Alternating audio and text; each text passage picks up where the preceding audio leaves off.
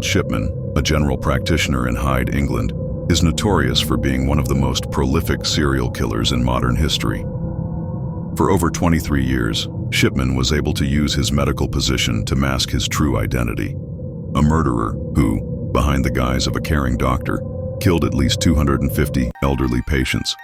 His case serves as a grim reminder of how forensic evidence, careful investigation, and understanding of criminal psychology are essential to exposing and preventing such crimes. Initial suspicion: Kathleen Grundy's death. The first crack in Shipman's impenetrable facade came with the death of Kathleen Grundy in 1998. Kathleen, an active 81-year-old woman, had been in good health. However, shortly before her sudden death, a new will appeared, naming Shipman as the sole beneficiary of her estate. This raised suspicions in her daughter, Angela Woodruff, who insisted on an investigation. The post-mortem revealed something sinister.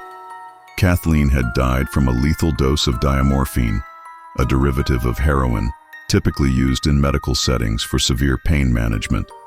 This was the first piece of forensic evidence connecting Shipman to potential murders.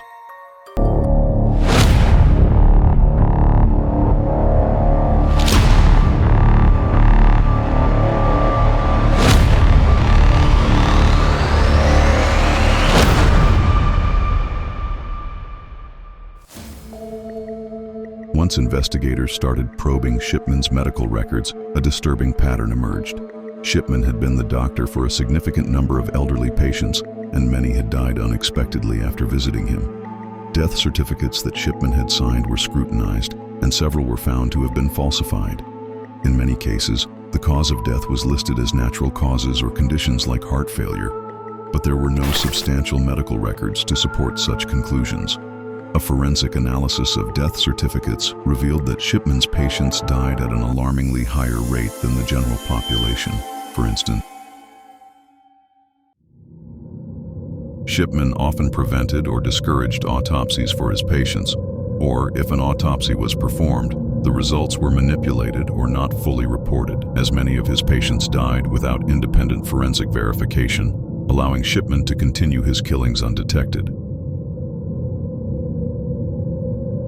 The post-mortem conducted on Kathleen Grundy showed that she had died from a massive overdose of diamorphine, which was not prescribed to her. This substance, which Shipman had easy access to as a doctor, was crucial in linking him to several other deaths. Forensic experts then began to examine the medical records of other deceased patients, and toxicology reports began to show similar results. Diamorphine had been administered to many of Shipman's victims.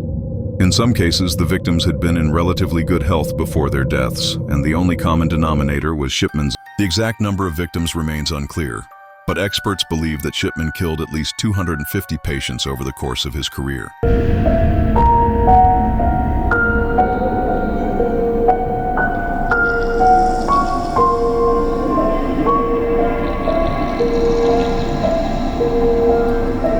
Many forensic psychologists speculated that Shipman harbored a God complex, wherein he took pleasure in controlling life and death. His victims were often elderly women, people who were less likely to question his authority or suspect foul play. He used his position as a doctor to influence and manipulate those around him.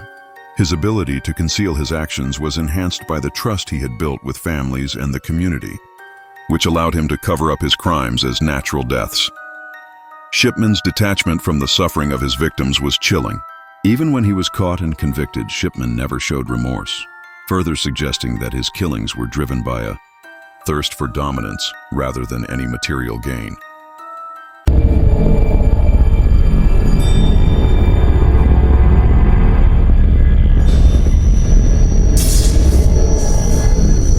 Shipman was charged with 15 murders, although it is believed that the actual number of victims could be much higher.